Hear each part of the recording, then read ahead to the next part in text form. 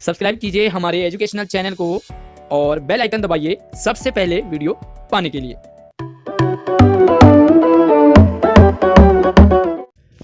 प्यारे बच्चों, अगर आप अभी तक अपनी पढ़ाई को लेकर के सीरियस नहीं हैं तो जल्दी हो जाइए, क्योंकि डिपार्टमेंट बोर्ड आपके एग्ज़ाम को लेकर के सीरियस हो चुका है। बहुत जल्दी आपके एग्ज़ाम होने वाले हैं। ध्यान से हर एक चैप्टर को, हर एक सब्जेक्ट को पढ़ते रहिए। स्वागत है आप सभी का आशीष सर की फ्री ऑनलाइन क्लास में। 9 दिसंबर वर्कशीट नंबर 65 में आज हम पढ़ेंगे माता का आंचल, जो कि कृतिका भाग 2 का एक पार्ट है। माता का आंचल। तो ध्यान से वीडियो को समझेंगे। वीडियो को लाइक जरूर कीजिए। अपनी प्यारी सी गुरु दक्षिणा मुझ तक जरूर पहुंचा करके अपना लाइक वाला टारगेट कंप्लीट जरूर कीजिए। तो चलिए, अगर आपकी पुरानी कोई भी वर्कशीट छूट गई हो 10th क्लास की तो लिंक आपको डिस्क्रिप्शन में दिया है। साथ ही आपको सभी सब्जेक्ट के सैंपल पेपर हिंदी मीडियम में भी मैंने प्रोवाइड करवा रखे हैं। आपको लिंक आपको डिस्क्रिप्शन में, आप वहां से जाके देख सकते हैं। तो चलिए, आज की वीडियो में हम जानना चाहेंगे माता का आंचल, जो कि आपको पता है ये पाठ शिव पूजन सहाय जी ने लिखा है। एक एक चीज को ध्यान से समझे आप। और ये आंचलिक उपन्यास है। कई बार सवाल आ जाता है कि माता का जो आंचल पाठ है वो कहाँ से लिया गया है। तो ये एक देहाती दुनिया एक उपन्यास है, आंचलिक यानी कि ग्रामीण परिवेश को लेकर के है, वहां से लिया गया। और इस पाठ में क्या है, तो इस पाठ में बचपन की यादें हैं। और वो बचपन भी कौन से, ग्रामीण अंचल का बचपन, गांव का बचपन, बचपन की मीठी यादें हर किसी के लिए, हर एक इंसान के लिए रोचक होती है और महत्वपूर्ण एक एक्सपीरियंस होता है। बड़ी मीठी याद। आपको प्राइमरी से पहले का जो टाइम पीरियड है वो कितना अच्छा था, आज भी आपको याद आता होगा। मुझे कमेंट में जरूर अपनी यादों को शेयर कीजिए कि मुझे कौन सी बात आज भी याद है। और विशेषकर ग्रामीण परिवेश यानी कि गांव का इलाका। आपका गांव कौन सी जगह पड़ता है, तो चलिए मैं बता दूं, मेरा उत्तराखंड में गांव है। और उत्तराखंड में बचपन कैसे बीतता है मैं बता दूं। उन्मुक्तता, आहा, आज़ादी, कोई लेना नहीं, कोई देना नहीं, किसी से कोई सरदर्दी, कोई लड़ाई, कोई झगड़ा नहीं।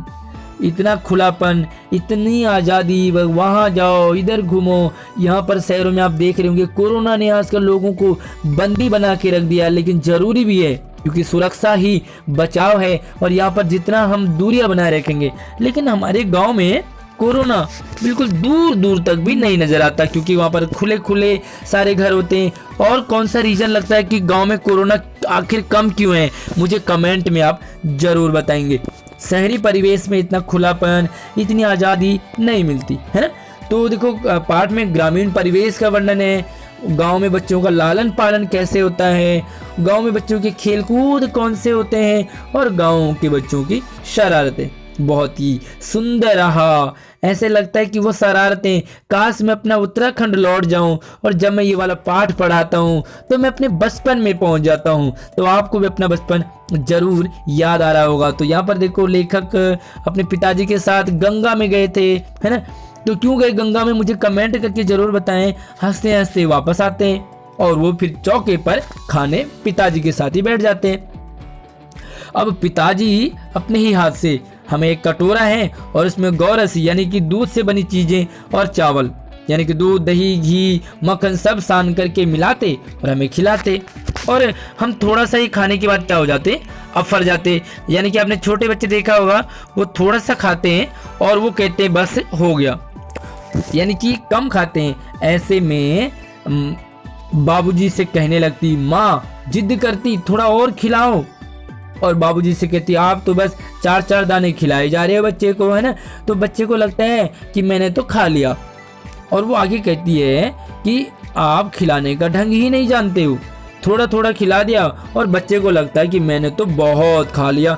बच्चे को भर मुंह कौर खिलाना चाहिए, यानी कि एक बारी में मुंह भर कर खिलाना चाहिए। कभी खाया आपने पूरा मुंह भर के और बच्चा उसके बाद बोल नहीं पाता, यानी कि ऐसे खिलाना चाहिए।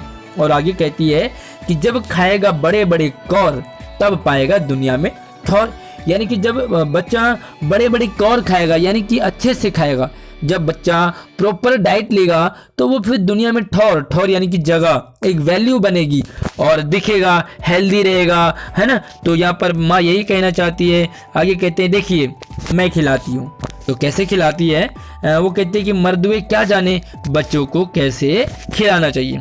और वास्तव में हकीकत बात है कि माँ ही जानती है बच्चे को कैसे खिलाया जाता है। और दुनिया की ना सच बताऊं मैं तो माँ जब रहती है ना पास में, तो ऐसा लगता है कि दुनिया की सारे सुख छोड़ दिए जाएं अगर माँ मिल जाए। तो माँ का प्यार, माँ का सुख, माँ का लाड और माँ का खाना खिलाने का अंदाज आपको ज़रूर पसंद आता होगा। अपना एक्सपीरियंस मुझ तक ज़रूर कमेंट में आप बताते रहे कीजिए। महतारी के हाथ से खाने पर बच्चों का पेट भी भरता है और वो फिर से दही भात सानती है। और क्या करते हैं देखो, बच्चों के लिए अक्सर माँ क्या करती है, छोटे छोटे ऐसे देखो, जैसे ये थाली है तो यहाँ पर ये तोता बना दिया खाना, ये मैना बना दिया, ये कबूतर बना दिया, ये दूसरा, ये तीसरा, चौथा, तो बहुत सारे पक्षियाँ बना देती। और माँ क्या कहती है, बनावटी कौर बनाकर कहती जल्दी से खा जाओ वरना उड़ जाएगा। तो अच्छा उड़ जाएगा, पकड़ो पकड़ो, और लेखक इसे खा जाता। और लेखक भी कह रहे हैं कि मैं भी इतनी जल्दी खा देता कि उन्हें उड़ने ही नहीं देता। तो माँ के हाथ से जब खाना मिलता है तो ऐसे ही खाने का मन करता है। तो चलिए यहाँ पर 4-5 सवाल हैं। पहला सवाल है कि माँ पिताजी बच्चे को कैसे खिलाते थे। बड़ा इजी सा सवाल है, उम्मीद करूंगा आप चैप्टर आपने पढ़ लिया तो आंसर कर लोगे। पिताजी बच्चे को थोड़ा थोड़ा खिलाते हैं। थोड़ा थोड़ा खाने के बाद बच्चे का पेट ऐसे लगता है जैसे भर गया और बच्चा जो है उसके बाद खाना बंद कर देता है। तो पिताजी बच्चे को कैसे खिलाते हैं, यानी कि वो थोड़ा थोड़ा करके खिलाते हैं, कम कम खिलाते हैं। और दही जो भात है उसे सान कर, गोरस सान कर खिलाते हैं। तो ये वाला आंसर आप लिख लोगे। दूसरा सवाल है कि पिताजी के खिलाने पर माता जी की क्या प्रतिक्रिया होती थी। तो जब पिताजी खिलाते तो माताजी गुस्सा हो जाती हैं और कहती कि भाई ऐसे खिलाते हैं क्या, आपको तो खिलाना नहीं आता, आप मर्दुए क्या जानो खिलाना क्या होता है ना। तो वो बहुत कुछ बाबूजी को सुना जाती। तो यहाँ पर अब इसका आंसर यही लिखोगे कि माताजी मैया पिताजी पे भी बरस पड़ती और वो कहती कि इसे भर भर करके खिलाओ, मुंह भर के खिलाओ और खूब खाना खिलाओ, आपको खिलाना नहीं आता, आप क्या जानो, मर्दुए क्या जाने। तो आप इस आंसर को इस तरह से बनाकर लिख सकते हो। तीसरा सवाल है बच्चे को खिलाने के संबंध में माताजी की क्या धारणा थी।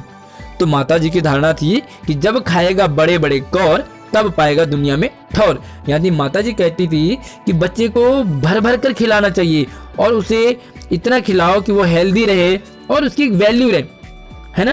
यानी कि मोटा कट्ठा हो और अच्छा हो, स्ट्रांग हो। तो बच्चा, माँ यही चाहती है, उसकी धारणा है कि वो बच्चे को प्रॉपर खाना खिलाना चाहिए जो कि माँ ही खिला सकती है ना।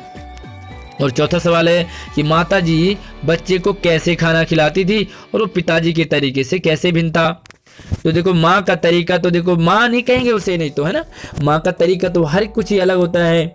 तो आप लिखोगे कि पिताजी तो बस थोड़ा थोड़ा करके खिला देते थे, लेकिन माता क्या करती, माँ वो थाली में तोते का, मैने का, कबूतर का, अलाने का, फलाने का, ढिमकाने का और सबके कौर बनाती और फिर 1 बाय 1 ऐसे खिलाती। तो क्लियर है ना, आप इसका आंसर लिख लोगे कि माँ जो है वो थाली में तोता मैना बना करके और बनावटी कहती कि जल्दी खा जाओ वरना तोता उड़ जाएगा। तो लेखक भी जल्दी से उसे उड़ा देते थे। अब जो ये लास्ट सवाल है, ये तो एक बहुत ही अच्छा एक्सपीरियंस आपका।